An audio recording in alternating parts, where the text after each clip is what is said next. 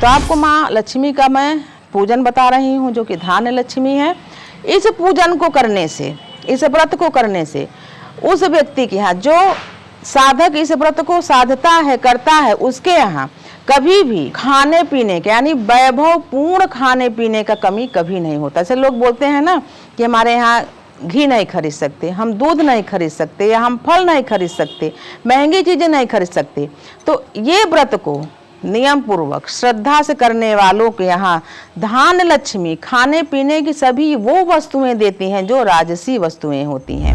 नमस्कार, शारदा पांडे आसान जिंदगी किसी एपिसोड में आपको स्वागत करती हूँ। आज मैं आपको बताऊंगी अगहन गुरुवार के व्रत के बारे में, पूजा के बारे में, नियम के बारे में। बहुत सारे जितने पर्व आए सभी पर्वों के हम आपको वीडियो दे चुके हैं। अब कार्तिक महीने के बाद अगहन महीना लगेगा और अगहन महीने के पहले गुरुवार से लेकर आखिरी गुरुवार तक, यानी कभी कभी 4 और कभी कभी 5 गुरुवार पड़ता है। इस बार 4 गुरुवार पड़ रहा है।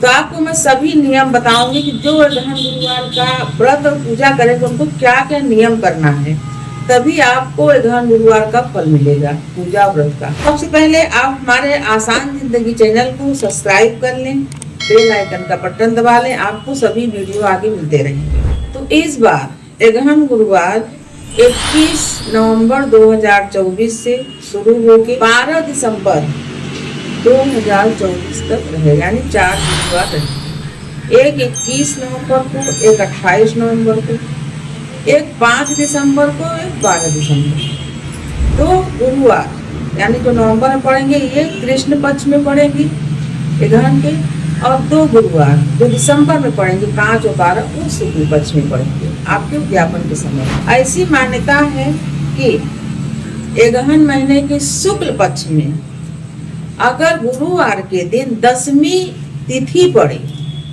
उस दिन ही देवी लक्ष्मी वैकुंठ से, यानी जब माता लक्ष्मी समुद्र मंथन से जब प्रकट हुई थी तो भगवान श्री हरि विष्णु जी को वरण करके वैकुंठ में चली गई। बोली हम आपके साथ वैकुंठ में रहेंगे। तो धरतीवासी बहुत दुखी हुए, माता से आराधना करने लगे कि ये देवी आप हमेशा धरती पर नहीं रहे तो हम यहाँ पर कुछ मानव हैं जो आपके भक्त हैं, उनको कभी कभी तो दर्शन देने आएंगी। तो बहुत सारी तिथियाँ, बहुत सारे दिन, बहुत सारे महीने माँ लक्ष्मी ने बताया अपने भक्तों कि ऐसे ऐसे महीनों में तिथियों में आप हमारा आराधना करोगे तो हम आएंगे, आपके सभी मनोकामना पूरी करेंगे।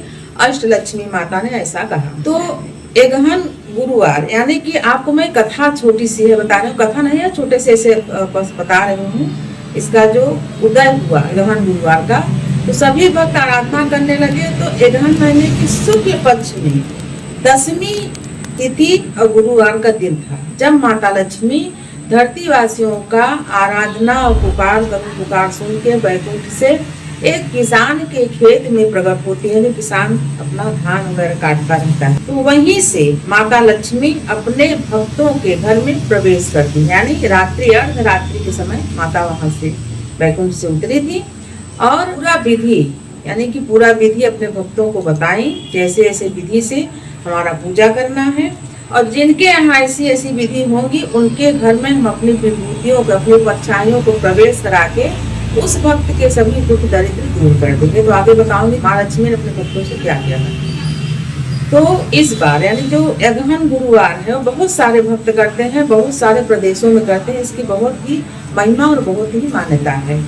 अगहन गुरुवार का जो व्रत और पूजा करें वो अपने मुख्य द्वार अच्छी तरीके से साफ कर दें, दोनों तरफ पानी से या गोबर से। गुरुवार के दिन सूर्य उगने से पहले ही साफ कर दें। उसके बाद गुरुवार के दिन 2 दीपक, गाय के घृत का 2 दीपक का लौ अपने घर की ओर रहेगा, ऐसा दीपक जलाएं। अगहन गुरुवार का जो पूजा होगा ये धान्य लक्ष्मी के नाम से, धान्य यानी अन्न, जिससे हम पोषण पाते हैं, जिससे हम जीवित रहते हैं। धान लक्ष्मी, अष्ट लक्ष्मी में ये धान लक्ष्मी है। वैसे जैसे क्षत्रिय लोग हैं तो विजया लक्ष्मी की पूजा करते हैं, विजय प्राप्त करने के लिए। संतान लक्ष्मी, जिनके पुत्र नहीं संतान लक्ष्मी की पूजा करते हैं। वैसे ये धान्य लक्ष्मी की पूजा होती है। तो जो नया फसल होता है धान का, उसी का सभी चीज पूजा में प्रयोग किया जाता है। जैसे कि चौक बनाना, जहाँ आप दीपक जलाओगे वहां भी चौक बनाओगे और पुष्प भी रखोगे। तो मेन गेट से पूजा घर तक माँ लक्ष्मी के चरणों के निशान किससे बनाएंगे? नए चावल के आटे से। बनाने के बाद उन चरणों पर आती हुई लक्ष्मी, कभी कभी लोग ऐसे घर के बाहर जाते ही बनाते हैं, अज्ञानता बस हो जाता है, ऐसा नहीं करना चाहिए। आती हुई लक्ष्मी का चरण बनाए छोटा छोटा, उन चरणों पर भी गुलाब की पंखुड़ियां रखें और आटे का ही, चावल के आटे का छोटा छोटा दीप बना के और गोल बत्ती का उन चरणों के ऊपर नहीं, चरणों के बगल में गाय के घी का छोटा छोटा दीपक यहाँ से लेकर, यानी मुख्य द्वार से लेकर पूजा घर तक छोटा छोटा दीपक, ज्यादा नहीं तो 4-5 टो ही रख दें, ऐसा नहीं कि पूरा सजा के रखें, 4-5 टो ही रखें। उसके बाद जहाँ पूजा घर है, जहाँ पूजा करोगे वहां पर आम की लकड़ी की चौकी पर पीले वस्त्र बिछा के नए चावल से उसको हल्दी में रंग ले, अष्टदल कमल बना के उस पर कलश स्थापना कर ले। आसान जिंदगी में कलश स्थापना डाला है, आप उसको देख लें, विधिवत कलश स्थापना करें। जो कलश में चावल पड़ेगा वो भी नया धान का, नया ही चावल रहेगा। और उसके बाद उस जो चौकी रहेगी, उस चौकी पर माता लक्ष्मी के सफेद हाथी पर बैठी हुई प्रतिमा, मूर्ति हो या फोटो हो, स्थापित करें। उसके बाद उसी चौकी पर 10 चावल की ढेरियां, यानी कि 2-2 मुट्ठी 10 जगह रखें। उन 10 ढेरियों पर 1-1 रुपए और कुछ पुष्प भी रखें। एक गाय के घी का दीपक जलाएं वहां पर। और ये सब कब होगा? ये सब रात्रि 3:30 बजे उठने के बाद होगा। 3:30 बजे आप उठोगे, स्नान करोगे, सभी चीजों की व्यवस्था करोगे तो 3:30-4 बजे लगभग ये पूजा, यानी 4 बजे आपके दीप मेन गेट के जल जाने चाहिए। ध्यान रहे कि माता लक्ष्मी के जो चरण चिन्ह बनेंगे उस पर किसी और का पाँव नहीं पड़ना चाहिए। आपको मैं अगहन गुरुवार का पूजा बता रही हूँ, उसके पहले कई भी बता रहे हैं, आप उसको भी देखते हैं सर्च करके। तो ये जो पूजा बता रहे हैं, बहुत सारे लोगों का प्रश्न रहता है कि जो हम पूजा स्थापना करेंगे, कलश या देवी लक्ष्मी को बैठाएंगे या ढेरियां रखेंगे, तो उसको चारों गुरुवार ही रखे रहने देंगे कि हर गुरुवार को नया बनाएंगे?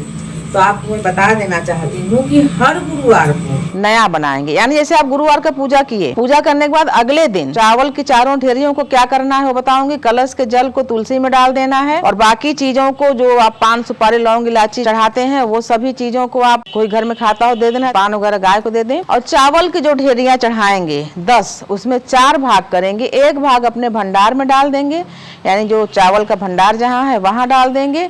एक भाग गौरैया को डाल देंगे, एक भाग गौ माता को खिला देंगे और एक भाग ब्राह्मण को दान देंगे।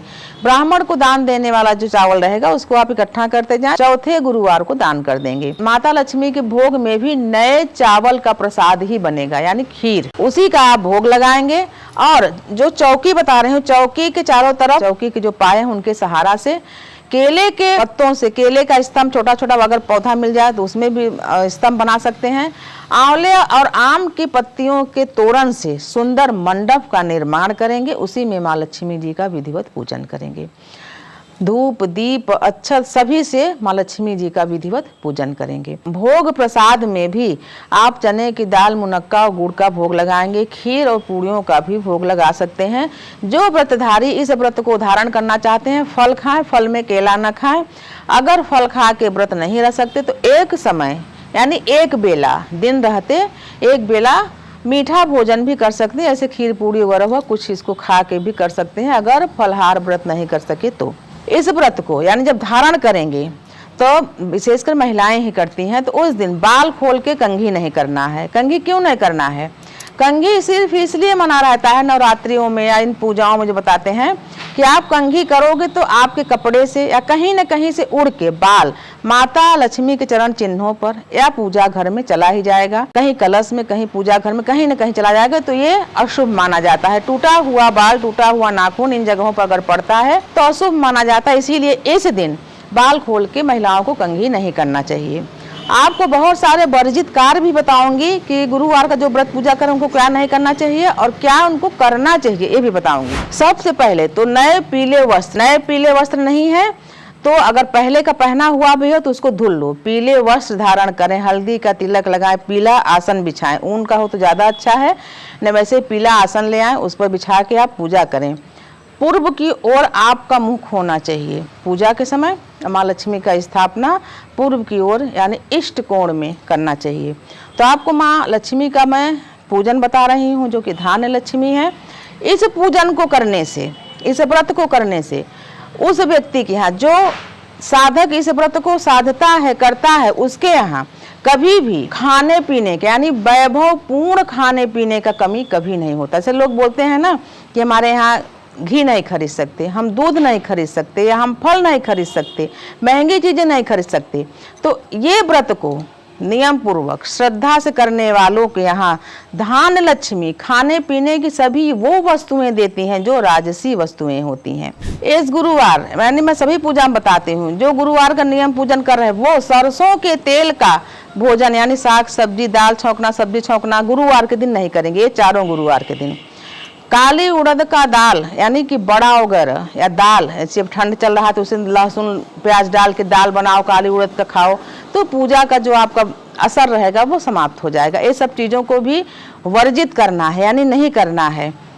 मसूर जौ इनका अधिक भोजन यानी इनका भोजन भी वर्जित है इस दिन। तो आपको मैं बता रही हूँ कि आपको क्या क्या नहीं करना है। जैसे बाल नहीं खोलना है, साबुन से कपड़े नहीं धोने हैं, साबुन से बाल नहीं धोने हैं, धोबी के यहाँ कपड़े प्रेस करने के लिए या धोने के लिए देना नहीं है, घर को भूमि को गोबर से लीपना नहीं है, झाड़ू नहीं लगाना है, क्योंकि पूजा शुरू हो जाएगा सुबह 4 बजे। झाड़ू कब लगाओगे आप?